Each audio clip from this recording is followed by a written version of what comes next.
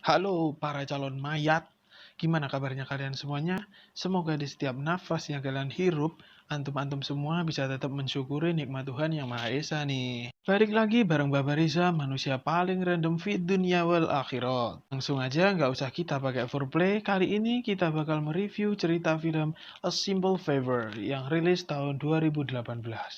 Film ini bercerita tentang seorang janda bernama Stephanie yang sedang mencari tahu kebenaran atas kasus hilangnya sahabatnya Emily bersama suaminya Sean. Dan tanpa berlama-lama lagi seperti janji Mak Erot yang katanya bisa lama, yuk kita nonton aja. Tapi lupa intro dulu dong.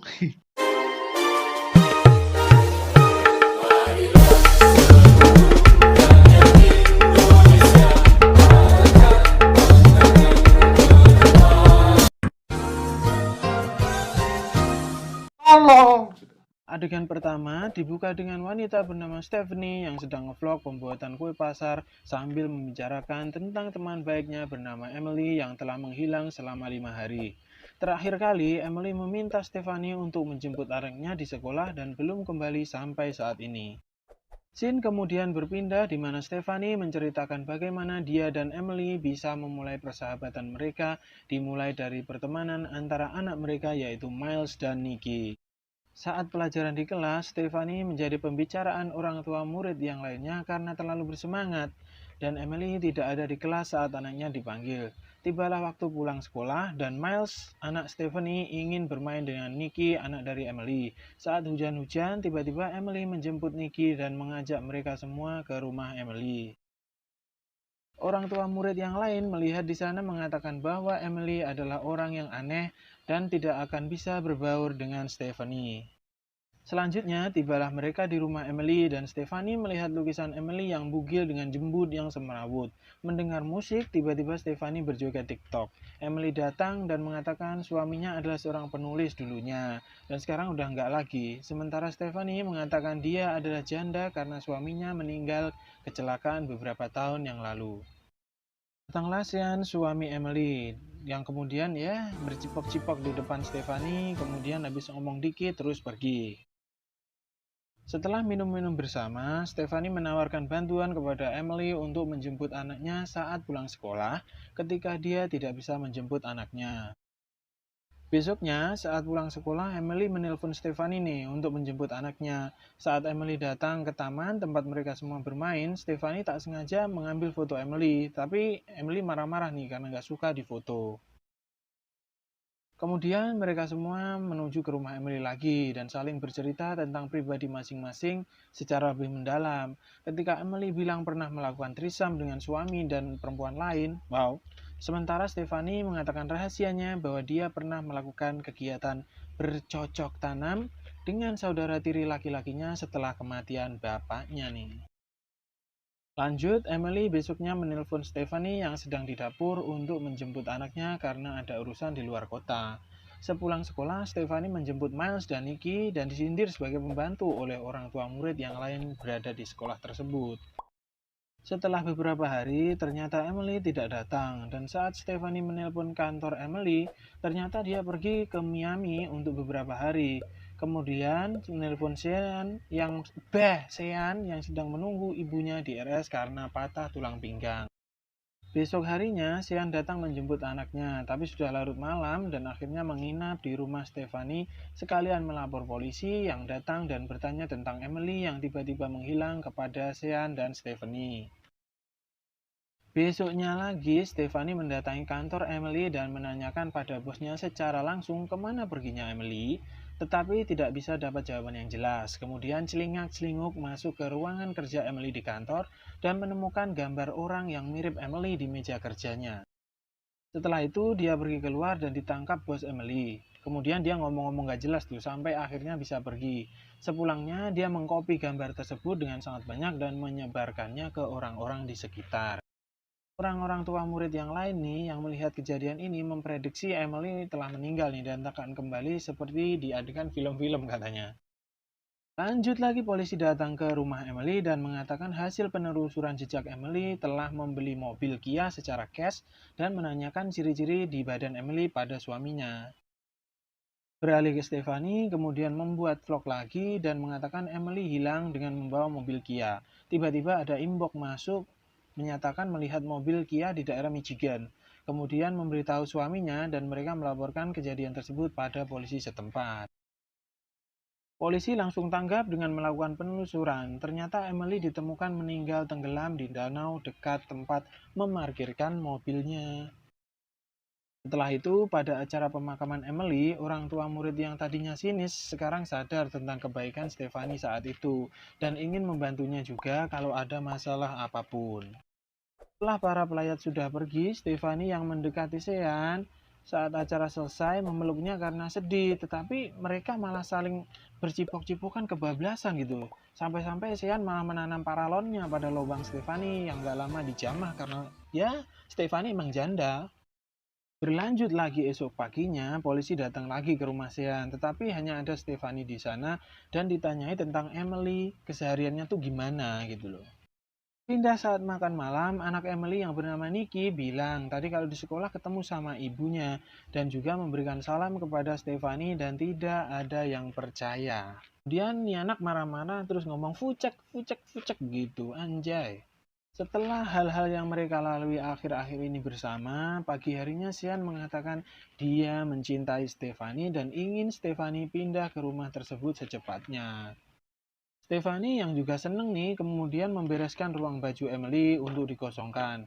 Setelah itu dia pulang dulu ke rumah lamanya untuk mengemasi barangnya. Sekembalinya dia ke rumah Sean saat mau menata baju, betapa terkejutnya dia semua isi ruang baju Emily sudah kembali seperti sedia kala, bagi ada hantu anjay.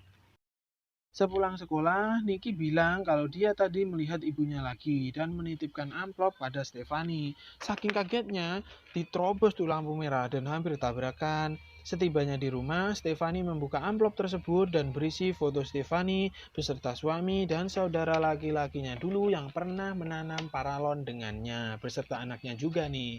Tiba-tiba Emily nelpon dan mengatakan kalau dia sudah di surga mengawasi Stefani dari sana. Stefani teringat lagi waktu dulu curhat bareng Emily tentang suaminya dan saudara laki-lakinya yang naik mobil bersamaan kemudian tabrakan dan mati semuanya. Saat nangis, Stefani cipok-cipokan sama Emily yang gak jelas nih maksudnya apa nih ya Allah, ya Tuhan. Setelah itu, Stefani membuka lagi lukisan Emily dan menemukan nama Diana Highland, si pelukis yang kemudian mendatanginya untuk menanyakan tentang Emily, tetapi ternyata orang di lukisan tersebut mengaku namanya Claudia dan telah mengambil semua uangnya. Kemudian pelukis tersebut memberikan barang yang dulu ditinggal oleh Emily, dan ternyata ada kaos yang bertuliskan nama tempat camping. Dari sini, Stefani mulai mendapatkan petunjuk. Kemudian dia mendatangi tempat camping di kaos tadi dan izin melihat album foto koleksi tempat tersebut pada panitia dan menemukan nama anak bernama Hope and Faith dengan wajah seperti Emily dan kembarannya waktu kecil. Dia juga menemukan alamat rumah yang bisa didatangi. Fanny kemudian mendatangi rumah Emily dengan berpura-pura menjadi cleaning service di rumahnya dan menanyakan perihal Hope and Faith kepada orang tua mereka. Ternyata anak-anak ini dulunya pernah membuat masalah seperti membakar rumah. Kemudian Stefani menanyakan siapa yang ada di foto ini dan dijawab itu adalah Faith. Kemudian dia pergi saat bapaknya datang ke rumah seperti orang kebelet berak anjir, tergesa-gesa begitu. Stefani kemudian kembali ke motel dan ngevlog. Di sana dia bicara tentang latar belakang Emily yang ternyata punya nama tengah Claudia. Sementara ini ditonton oleh Emily sendiri sambil memaki-maki. Kemudian Stefani juga mengatakan dia punya kembaran. Si Emily maksudnya. Setelah kembali ke rumah, Stefani menelpon agen asuransi untuk mengurus dana pencairan karena kebakaran rumah mereka dulu, serta mengaku sebagai penjaga rumah itu dari lama. Pindah lagi saat Sean di warteg buat sarapan, tiba-tiba Emily datang nih dan mengatakan dia pura-pura meninggal agar dana asuransi 4 juta dolar bisa cair karena dia benci pekerjaannya dan tidak bisa hidup lewat gaji suaminya saja. Setelah Sean pulang, di rumah disambut dengan agen asuransi dan Stefani yang menyatakan kemungkinan yang meninggal adalah saudara kembar Emily, yang Sean pun juga nggak tahu sebenarnya ini semua gitu loh. Stephanie berada di kuburan Emily dan membawakan minuman kesukaannya yaitu alkohol 100% yang buat ngobatin borok anjay.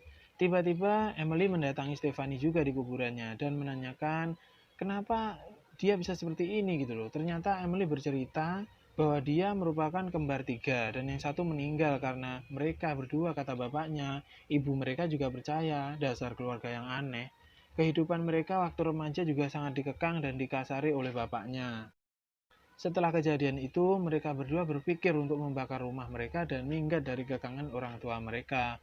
Kemudian mereka menjalani hidup masing-masing, karena jika terus berdua mereka akan mudah buat ditemukan oleh polisi.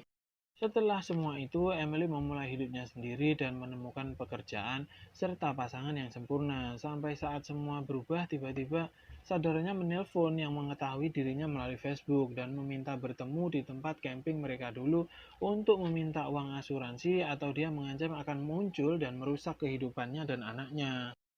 Kemudian saat saudaranya mengajak Emily berenang di danau, Emily kemudian menenggelamkan saudaranya tersebut. Tetapi sekarang rencananya tersebut sudah rusak karena laporan Stephanie kemarin yang menelpon pihak asuransi. Berpindah ke kantor dan rumah Sean sedang dilakukan pemeriksaan oleh polisi. Lalu Sean pulang ke rumah Stephanie tapi tak diizinkan karena Sean juga dalam penyelidikan kemudian diusir. Langsung berpindah ke Emily yang berada di luar motel, kemudian melempar engkol Inggris ke langit, kemudian menjatuhi matanya sampai benjol berdarah-darah. Lanjut mendatangi kantor polisi, membuat pengakuan bahwa dia dipaksa oleh Sean. Yang terjadi selanjutnya, ya Sean ditangkap polisi. Tetapi karena masih ada jaminan sebagai warga negara Inggris di Amerika, sehingga tidak jadi ditahan dan akan dideportasi jika terbukti bersalah. Dan kemudian menemui Emily di rumahnya dan menanyakan kenapa tidak memberitahu tentang kembarannya. Sementara Stephanie lagi ngevlog dan bilang kalau dia yakin ada rahasia antara Sean dan Emily. Stephanie berada di mobil dengan membawa pistol menuju rumah Emily. Dan kemudian sesampainya di sana menembak Sean yang ternyata Emily mengetahui itu semua adalah pura-pura. Serta memotong alat penyadap dan mengatakan pada polisi untuk mengarah ke rumah Darren si orang tua murid yang tadi tuh. Sekarang giliran Emily menodongkan pistol pada Stephanie dan ngomong mereka bisa saja bekerja sama untuk menjatuhkan Emily. Tiba-tiba si Emily menembak Sean dan saat akan menembak Stephanie ternyata dia memakai kamera live yang dikamuflasekan pada kancing bajunya ke vlognya dan membuat Emily ngibrit keluar dan dikejar Stephanie. Sesampainya di jalan, Emily mau menembak Stephanie lagi tapi akhirnya ditabrak sama Darren dan masih berusaha mencari pistol sampai akhirnya dia ditangkap polisi.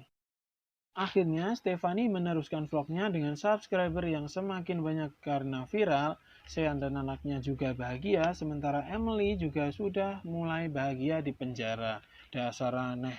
Tamat.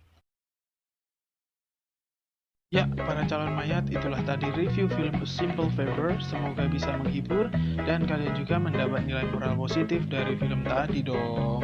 Dan jangan lupa juga dukung terus channel ini supaya makin berkembang dengan cara subscribe, like, share, dan komen. Dan kalau pengen request film, jangan malu-malu karena udah biasa malu-maluin, tulis aja di kolom komentar, oke? Yang paling akhir, Babe Risa pamit dulu. Sampai jumpa di next video. Adios kontoru memeku, goodbye.